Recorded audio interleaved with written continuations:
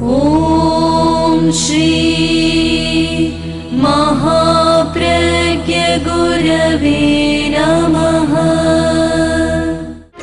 जिसके सांसों में रहता है शाश्वत शांति का स्पंदन, उस महाप्रज्ञ को वंदन, उस महाप्रज्ञ को वंदन। सत्य अहिंसा अनेकांत को अर्पित जिसका तन मन, उस महाप्रज्ञ को वंदन, उस महाप्रज्ञ को वंदन। जिसके सांसों में रहता है शाश्वत शांति का स्पंदन, उस महाप्रज्ञ को वंदन, उस महाप्रज्ञ को वंदन।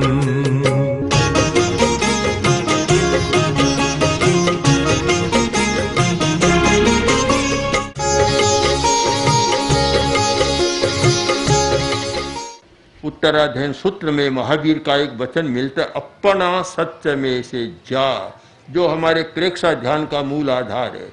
अपना सत्य में से जा, स्वयं सत्य खोजो, दूसरों के भरोसे मत रहो। अगर मैं आचार्य सिद्धसेन के शब्दों में कहूं, आचार्य हरिभद्र के शब्दों में कहूं, तो इतना साफ कहना कठिन होता है। उन्होंने कहा कि महावीर के भी भरोसे मत रहो। महावीर क्या लगते हैं? आचार्य हरिभद्र ने लिखा कि महावीर क्या के मेरे कोई काका लगते हैं क्या, अंकल लगते हैं क्या, मेरे चाचा नहीं है। हम महावीर को इसलिए मानते हैं कि उन्होंने स्वयं सत्य खोजा था और सत्य के शिखर पर पहुंच गए, और पहुंचकर उन्होंने यही कहा कि तुम दूसरों के भरोसे मत रहो। बुद्ध का वह प्रसिद्ध वाक्य, अपदीवो भव, स्वयं दिया बनो, दिए की खोज मत, स्वयं दिया बनो। तो स्वयं सत्य की खोज करो, स्वयं सत्य खोजो। सत्य की खोज का मतलब है नियम की खोज और उपाय की खोज। सत्य खोज का अर्थ है नियमों को खोजो। प्राकृतिक नियम है, बहुत सारे प्राकृतिक नियम, यूनिवर्सल लॉ बहुत सारे हैं, उनकी खोज करो। बहुत सारे सामयिक नियम हैं, उनकी भी खोज करो। मैं मानता हूं कि जो व्यक्ति धार्मिक है और वह शाश्वत के नियम और अशाश्वत के नियम दोनों का विश्लेषण नहीं करता, शायद बहुत आगे नहीं बढ़ सकता, अध्यात्म तक पहुंच भी नहीं सकता। उपाय को खोजना है, हमारा काम है उपाय को खोजें और जनता के सामने बता दें। एक वैज्ञानिक प्रयोगशाला में बैठकर उपाय की खोज करता है और फिर बड़ी बड़ी कंपनियां उसे काम में लेकर जनता तक पहुंचा देती है। तो हमें उपाय को खोजना है, हम उपाय की खोज करें। वह सबसे अच्छी साधना है जो उपाय की खोज करे। हिंसा बहुत बढ़ रही है, कोई भी व्यक्ति मैं नहीं मानता, न कोई ऐसा कोई दल है, न कोई ऐसा संस्थान और संगठन है जो सारी दुनिया की हिंसा को मिटा दे। न है न होगा, कभी नहीं होगा। कोई ये झूठा अभिमान भी न करे, किंतु उसका काम है उपाय की खोज करना और समाज के सामने उपाय को प्रस्तुत कर देना कि हिंसा के अल्पीकरण का, हिंसा को कम करने का यह उपाय है। महात्मा गांधी ने सबको ठीक नहीं किया था, सब अहिंसक नहीं बने थे। उसके आसपास रहने वाले में भी हिंसा को बहुत काम कर रही थी। अगर आप सारा ठीक ढंग से पढ़ें तो पता चलेगा कि आसपास परिपार्श्व में थे उनमें भी कोई अहिंसा का बहुत विकास नहीं हुआ था। न भगवान महावीर और भगवान बुद्ध के आसपास रहने वालों में कोई अहिंसा का बहुत विकास हुआ था। कुछ लोगों में हुआ था, सब में नहीं हुआ था। लोग कहते भी हैं कि यहाँ राम, कृष्ण, महावीर, बुद्ध, शंकराचार्य, गुरु नानक आदि आदि अनेक इतने बड़े बड़े लोग हुए हैं, फिर भी ये बुराइयां नहीं मिटी, हिंसा नहीं मिटी। आप निश्चित माने कि मिटाने का दम कोई नहीं भर सकता। कोई कहे मैं मिटा दूंगा तो इससे बड़ा कोई झूठ नहीं होगा। बहुत बड़ा असत्य है ये, मिटा दूंगा किसी के हाथ की बात नहीं है। हर व्यक्ति की अपनी स्वतंत्र चेतना है, हर व्यक्ति का अपना स्वतंत्र चिंतन है और हर व्यक्ति की अपनी स्वतंत्र धारा है, कोई मिटा नहीं सकता। तो फिर क्या किया, कौन सा नया काम किया? नया काम कौन सा किया? यह प्रश्न शायद आचार्य हेमचंद्र के मन में भी उठा था कि प्रभु मैं आपकी स्तुति कर रहा हूं, आपने कोई नया काम तो किया नहीं। एक बड़ा सुंदर श्लोक उन्होंने लिखा, यथास्थितम वस्तु दृशं नदी से न तादृशं कौशलमाश्रितोषि तुरंग श्रृंगान्युपादयद्भ्यो नमक परेभ्यो नव पंडितेभ्ये। आचार्य हेमचंद्र के मन में प्रश्न उठा, बोले कि महावीर भगवान मैं आपको क्यों नमस्कार करूं, क्यों करूं? आपने कोई नया काम तो किया नहीं। मैं तो उन पंडितों को नमस्कार करना चाहता हूं जो नया काम करते हैं और जो खरगोश के भी सींग उगा देते हैं, उनको नमस्कार करूं तो एक चमत्कार। आपने तो किया क्या कि यथास्थितम वस्तु दिशन नदी से, जो जैसा था वैसा बता दिया, कोई नई बात तो है नहीं, उसमें कोई चमत्कार तो है नहीं, तो नमस्कार करूं। हमारे यहाँ दर्शन की दो धाराएं रही, एक यथार्थवादी और एक अर्थवादी चिंतन की धारा।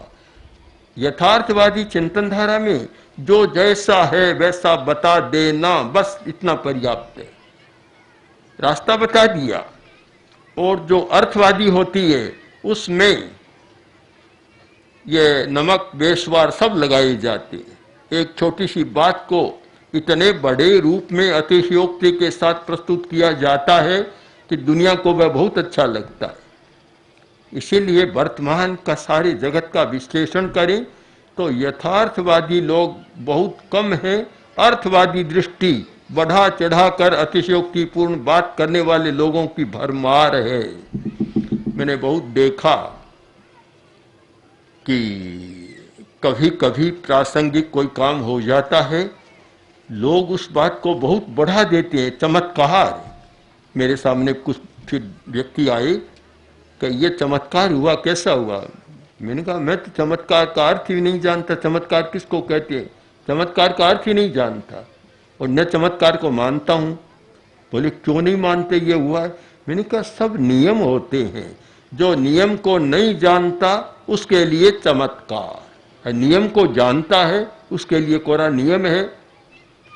बहुत सारे जादूगर हैं, मुंह में आग लगा देते हैं, दूसरों के लिए तो बड़ा चमत्कार है और बच्चों के लिए चमत्कार और ज्यादा हो जाता है। किंतु जो जानता है कि रासायनिक प्रक्रिया से ऐसा होता है, रसायनों को जानता है, उसके लिए तो कोई चमत्कार नहीं, नियम है, हर कोई कर सकता है। सत्य की खोज करें, उपाय खोजें, उपाय। जो व्यक्ति उपाय खोजता है वह परिवर्तन की बात समाज के सामने प्रस्तुत कर सकता है। मैं मानता हूं अहिंसा एक उपाय है और अहिंसा को प्रस्तुत करने का भी एक उपाय है कि हम कैसे अहिंसा को प्रस्तुत करें और कैसे ये समझा सकें कि यह समस्या के समाधान का एक उपाय है। काम में लो तो उपाय और न लो तो तुम्हारी इच्छा की बात है। आज तक दुनिया में कोई जबरदस्ती बलात् किसी को बदल नहीं सका, उपाय होता है। ब्रिटेन के सम्राट हेनरी चतुर्थ ने देखा कि ब्रिटेन में स्त्रियों में, पुरुषों में आभूषण की लालसा बहुत बढ़ रही है, गहने बहुत ज्यादा बन रहे हैं और आर्थिक दृष्टि से भी एक समस्या बन रही है। तो सीधा काम था, राजाज्ञा हो जाती कि अब कोई गहना नहीं बना सकेगा, पर फर्क नहीं पड़ता। राजाज्ञा में इतना होता है कि जो प्रकाश में होता है वह अंधेरे में होने लग जाता है, जो सामने होता है वह भोगगृह में होने लग जाता है। आध्यात्मिक चेतना के परिवर्तन के बिना वैसा कभी हो नहीं सकता कि नियम कानून सार्थक बन जाए। बहुत वर्षों पहले आचार्य तुलसी दिल्ली में थे। उन दिनों में राशन का कंट्रोल और बहुत चलता था और सुशीला नायर जो मंत्री थी, खाद्य मंत्री थी उस समय, एक दिन एक कार्यक्रम का संयोजन किया गया और सुशीला जी भी और दूसरे मंत्री या बहुत सारे बाजार के व्यापारी लोग थे। तो सब निष्कर्ष में यह आया कि राशन के बिना भी काम नहीं चलता, राशन होता है तो समस्या यह है। हमने देखा पहले दिन तो दिल्ली के नायब बाजार में चीनी की बोरियों का ढेर था। जैसे ही राशन की घोषणा हुई और दूसरे दिन गायब, पता ही नहीं कि चीनी कहाँ है, बोरियां कहाँ चली गई, छू मंतर होगी सारी बोरियां। जो बाहर प्रकाश में थी वे अंधेरे में चली गई, जो दुकान के ऊपर थी वे भीतर भोंहारों में चली गई। चेतना का रूपांतरण किए बिना ऐसा नहीं होता और व्यक्ति बदलता भी नहीं है। इस प्रसंग में एक कहानी बड़ी मार्मिक होगी कि एक व्यक्ति बहुत धनी आदमी था, बीमार हो गया। पुत्र बड़े चिंतित हुए और पुराने जमाने की बात है, वैद्य बहुत अच्छे अच्छे होते थे, तो वैद्यों को बुलाया, एक को बुलाया, दो को बुलाया, चार को बुलाया, पर ठीक नहीं हो रहे पिता। एक वैद्य को बुलाया जो पुराना था, अनुभवी था और उपायज्ञ था। हमारे यहाँ भारतीय साहित्य में एक शब्द बड़ा महत्वपूर्ण है, उपायज्ञ। आचार्य को उपायज्ञ होना चाहिए, उपाय का जानकार होना चाहिए कि किस समस्या को मिटाने का कौन सा उपाय कारगर हो सकता है। उपायज्ञ था, उसे बुलाया गया। जैसे ही आया और रोगी बोला, वैद्य जी महाराज क्यों आए हो? तो आपका इलाज करने के लिए। कि देखो चले जाओ वापस, मेरा इलाज नहीं होगा, चले जाओ। बोले क्यों, बात क्या है? क्या बात है? कि बात यह है कि खांसी की बीमारी है, कफ है, फेफड़ा जाम है, और जो भी वैद्य आता है नाड़ी देखता है और कहता आपके कफ है, फेफड़ा जाम है, मैं आपको दवा दूंगा, पर शर्त है कि दही छोड़ना पड़ेगा। और वह कहता चाहे मर जाऊं पर दही तो मैं नहीं छोड़ सकता। अब दोनों समस्या थी, आप भी वही कहेंगे, इसलिए आप क्यों श्रम करते हैं, पहले ही चले जाइए। वैद्य बोला किसने कहा दही मत खाओ? कि आपके भाई सब आए, सब कहते हैं नहीं नहीं, वे जानते नहीं है। मैं तो कहता हूं कि अगर 1 किलो खाते हो तो मेरी दवा के साथ 2 किलो खाना है, तब तो अच्छे हो, बैठ जाओ। बैठ गए, बिठा लिया, बातचीत शुरू हुई और वैद्य ने कहा मैं तुम्हें दवा दूंगा और दही खूब खाना, मैं बिल्कुल मना नहीं करूंगा। तो बोले वैद्य महाराज बात क्या है? कि सब आपके भाई आए, सब मनाही करते हैं, आप नहीं करते हैं। अरे वे जानते नहीं है, तुम मेरी बात सुन लो कि खांसी में दही खाने में लाभ कितना है, बहुत बड़ा लाभ है। क्या? कि जो खांसी में दही खाता है उसके घर में कभी चोरी नहीं होती, एक लाभ। दूसरी बात कि खांसी में दही खाता है उसे कुत्ता कभी नहीं काटता। और तीसरा लाभ, खांसी में जो दही खाता है वह कभी बूढ़ा नहीं होता। बहुत अच्छे लाभ है। कैसे? कि खांसी में दही खाएगा तो नींद नहीं आएगी, रात भर खांसता रहेगा। तो बोला चोर कैसे आएगा, चोरी कैसे होगी? चोरी तो तब होती है कि लोग नींद ले लेते हैं, चोरी नहीं होगी घर में। आपने कहा कुत्ता नहीं काटता, कि खांसी में दही खाता है वह चलने में समर्थ नहीं होता, लाठी लेकर चलता है। तो जिसके हाथ में लाठी होती है उसे कुत्ता कैसे काटेंगे? और तीसरी बात आपने कही कि बूढ़ा नहीं होता। खांसी में दही खाने वाला जवानी में ही राम राम सत हो जाता है, फिर बूढ़ा होगा कैसे? बूढ़ा होगा ही नहीं वे। ये होता है क्या? ऐसा होता है कि तब अब तो मैं दही नहीं खाऊं। वैद्य ने नहीं कहा, निषेध नहीं किया, वर्जना नहीं की कि दही मत खाना। और ये एक मनोवैज्ञानिक सच्चाई है, मनाही करो तो वह जरूर वह काम करना चाहेगा। मनाही मत करो, उपाय बताओ। वैद्य उपायज्ञ था कि दही भी छुड़ा दिया, दवा दी, स्वस्थ भी बना दिया। हमें उपायज्ञ होना है। मैं देखता हूं आज हिंदुस्तान में बहुत सारी संस्थाएं काम कर रही हैं, स्वेच्छासेवी संस्थाएं भी हजारों हैं हमारे यहाँ, अच्छा अच्छा काम कर रही है। सबका काम भी चलता है, चाहे तो पर्यावरण का क्षेत्र है, चाहे गौवंश का क्षेत्र है, चाहे मांस निर्यात का क्षेत्र है, चाहे स्वदेशी और विदेशी का क्षेत्र है, स्वदेशी का क्षेत्र है, चाहे अहिंसक कृषि का क्षेत्र है, अहिंसक खेती जिसमें रासायनिक वस्तुओं का प्रयोग न किया जाए, आदि आदि सैकड़ों प्रकार है। और सैकड़ों सैकड़ों संस्थाएं इस दिशा में बड़ा बड़ा काम कर रही है। पर मुझे लगता है कि जितना श्रम है उतनी उपायज्ञता उसके साथ नहीं। उसके साथ एक दर्शन भी होना चाहिए। दर्शन के बिना काम आगे नहीं बढ़ता।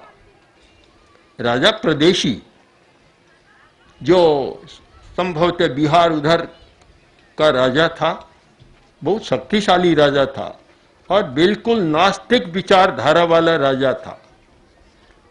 आत्मा को नहीं मानता था, हिंसा में बड़ा विश्वास था, बहुत विश्वास। कि एक बार वह पार्श्वनाथ भगवान के शिष्य केशी स्वामी उनके पास आ गया, किसी कारण से आ गया, आया और बातचीत की, लंबी चर्चा हुई। आखिर समझ में तो आ गया कि आत्मा है, परलोक है, कर्म है, पुनर्जन्म है, स्वर्ग है, नरक है, मोक्ष है, आदि आदि सारी बातें समझ में आ गई। समझ में तो आ गई, पर बोला कि कैसे स्वामी आप अपनी परंपरा में चले और मेरी यह परंपरा कुल से रही है कि मारो, काटो, हिंसा करो, क्रूर दंड दो। अब आप अपनी बात को निभाओ और मैं अपनी को निभाऊंगा, मुझे क्यों छुड़ा रहे हो आप? कैसे स्वामी ने कहा, प्रदेशी मैं छोड़ने की बात नहीं कहता कि तुम छोड़ दो, मैं ये बात ही नहीं करता, पर सच्चाई को जान लेने के बाद भी तुम बदल नहीं रहे हो तो मैं तुम्हें एक कहानी सुनाना चाहता हूं। उन्होंने कहानी सुनाई कि 4 व्यापारी व्यापार के लिए निकले, बहुत दूर चले गए और वहां चले गए उस प्रदेश में कि जहां लोह, पीतल, चांदी, सोना की खानें थी। तो पहले सब पहुंचे तो देखा कि लोग बहुत अच्छा है, लो, तो सब ने गांठें बांध ली लोह की। आगे चले, जब पीतल की आई, तांबे की आई, तो उन्होंने कहा कि लो को छोड़ो, इसको कर लो। बोला मैं नहीं छोड़ूंगा, ये छोड़ना मेलना बार बार मेरा काम नहीं है, तुम छोड़ो, तुम जानो। 3 ने तो बदल दिया, उसने नहीं बदला। फिर आगे चांदी की आई तो फिर उन्होंने बदल दिया, वह पक्का रहा कि मैं नहीं छोड़ूंगा।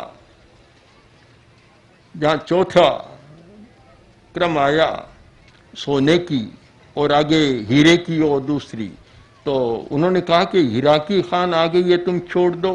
कि नहीं मैं नहीं छोड़ूंगा, मैं छोड़ूंगा नहीं। आखिर छोड़ा नहीं, लोह को पकड़े रखा, गांव में आ गए। जिन्होंने हीरा आदि लिए वे तो खूब धनी बन गए और वे वैसा ही रहा। तो कारण क्या? एक मनुष्य में आग्रह की वृत्ति होती है, जो मनोविज्ञान ने कुछ मौलिक मनोवृत्तियां बतलाई है। आग्रह की भी एक मौलिक मनोवृत्ति है। जिस बात को पकड़ लेता है उसे छोड़ना बड़ा मुश्किल है। आग्रह की चेतना का रूपांतरण करना, उसे बदल देना एक बहुत बड़ी बात मानता हूं। और वह केवल आदेश उपदेश से नहीं होता। मैं स्वयं मानता हूं कि उपदेश देकर अगर मैं बदल सकूं, ऐसा कोई शक्तिशाली मंत्र मिल जाए तो काया पलट कर सकता हूं। पर मैं सच्चाई को जानता हूं कि प्रवचन उपदेश ये तो एक केवल धारणा को स्पष्ट करने के लिए या कुछ लोगों के लिए मनोरंजन के लिए होता है, कुछ लोगों के लिए ज्ञानवर्धन के लिए होता है, किंतु आदमी बदल जाता है इसमें मेरा विश्वास नहीं है। मैं बहुत बार कहता हूं कि प्रवचन के द्वारा 20-25% बदलने की संभावना हो सकती है, वह भी इतना नहीं, किंतु बदलने की प्रक्रिया एक अलग होती है और वह है प्रयोगात्मक प्रक्रिया। प्रयोग के द्वारा आदमी बदल सकता है किंतु इसके द्वारा नहीं बदल सकता। इसीलिए यहाँ हमारे पूर्वज ऋषियों ने, साधकों ने एक विद्या की खोज की थी, योग विद्या। और योग विद्या के ऐसे प्रयोग हैं कि जिसके द्वारा आदमी की चेतना को बदला जा सकता है, किंतु सामान्यतः बदल जाए ऐसा मुझे नहीं लगता। एक सरकार थी पहले, अब दूसरी आ गई। एक मध्य प्रदेश की बात नहीं, सर्वत्र जो अनुभव है बता रहा हूं। मैंने अब तक नहीं सुना कि पहली सरकार ने काम किया, दूसरी आएगी वह कमियां तो सब निकालेगी, पर उस सरकार ने इतना अच्छा काम किया यह सुनने को मुझे नहीं मिला। कोई बता दे तो साधुवाद दूंगा उसको। सब कमियां निकालेंगे कि जो पहले की सरकार थी उसने यह नहीं किया, यह नहीं किया, यह नहीं किया, यह नहीं किया। थोड़ा यह भी तो बता दो कि उसने ये काम अच्छा किया, ये अच्छा किया, हम उसको आगे बढ़ाएंगे, कितना अच्छा हो जाए। लगभग अहिंसा के क्षेत्र में भी ऐसा ही हो रहा है मुझे लगता है। अहिंसा के क्षेत्र में काम करने वाले भी एक दूसरे की कमियां बताएंगे कि यह नहीं कर रहे हैं, यह नहीं कर रहे हैं। अरे नहीं कर रहे हैं, जो कर रहे हैं उसको साथ में जोड़ो तो एक अच्छा बन जाएगा। तो आज हमें एक संगठित रूप में अहिंसा समवाय के रूप में, हमने अहिंसा समवाय के लिए 5 सूत्र बतलाए थे कि मिलन, परस्पर मिलो, सहासन, एक आसन पर बैठो, सह चिंतन, साथ में बैठकर चिंतन करो, सह निर्णय, साथ में बैठकर निर्णय करो, और फिर साथ में क्रियान्विति करो अपने क्षेत्र में। अगर यह हमारी अहिंसा के क्षेत्र में काम करने वालों की वृत्ति बन जाए तो काम बहुत बढ़ सकता है और हम अहिंसा को प्रभावित कर सकते हैं। और अलग अलग रहे तो फिर वह प्रभावित नहीं हो सकती। इसलिए हम सब लोग चिंतन करें कि केवल अहिंसा की महिमा न गाएं, केवल अहिंसा का बखान न करें, केवल अहिंसा के नारे भी न लगाएं। जब जब मैं सुनता हूं अहिंसा परमो धर्म का ऐसा घोष है, और कोई व्यक्ति बोलता है कि मैंने बोला आप रोटी खाकर नहीं आए, और जोर से बोलो, और जोर से बोलो। अरे आकाश में तो चला जाएगा, धरती पर उतरना चाहिए तुम्हारे। आकाशिक रिकॉर्ड में तो रिकॉर्ड में चला जाएगा, पर धरती पर क्या है? कोरे नारों से नहीं, हम स्वयं कितना बदल रहे हैं अपने जीवन को, अपनी वृत्तियों को, और बाजार में कितनी अहिंसा आ रही है। इन सब पर विचार न करें तो फिर अहिंसा की कोई महिमा नहीं बढ़ेगी। कोरे शब्दों से महिमा बढ़ती तो शायद दुनिया का कायाकल्प हो जाता। इसलिए सब लोग चिंतन करें, नई दृष्टि से चिंतन करें, केवल रूढ़िवादी परंपरावादी न रहें, नए सिरे से विचार करें कि हमें क्या करना है, कौन सा उपाय है। और आज के वैज्ञानिक जगत में कोई अच्छा उपाय, अच्छी चाहे पहले हाइपोथेसिस भी प्रस्तुत न करें, फिर अच्छी कोई खोज न करें तो उसका कोई मूल्य नहीं होता। इसलिए हमारी जो धर्म की बात, बस जरा आचार्य तुलसी ने ऐसी परंपरा डाल दी कि हम केवल लीक की बात नहीं करते, कुछ नई बात खोजना चाहते हैं, नया करना चाहते हैं। तो आप लोगों को भी लगे कि कुछ ये काम की बात है, ऐसा होना चाहिए, तो आप लोग भी चिंतन करें, इस पर विचार करें और किस प्रकार हम अहिंसा को प्रभावी बनाने के लिए उपाय खोज सकें। बस एक विषय हमारा केंद्रीय बन जाए, न्यूक्लियस ये बन जाए, परिधि में तो सारा होता रहेगा। तो मैं मानता हूँ कुछ बोलने का अर्थ होगा और सार्थकता मानता हूँ इस सार्थकता के प्रश्न पर आप सब लोग स्वयं चिंतन करें। ओम ओम श्री महाप्रज्ञ गुरवे नमः। ओम श्री महाप्रज्ञ गुरवे नमः। ओम श्री महाप्रज्ञ गुरवे नमः।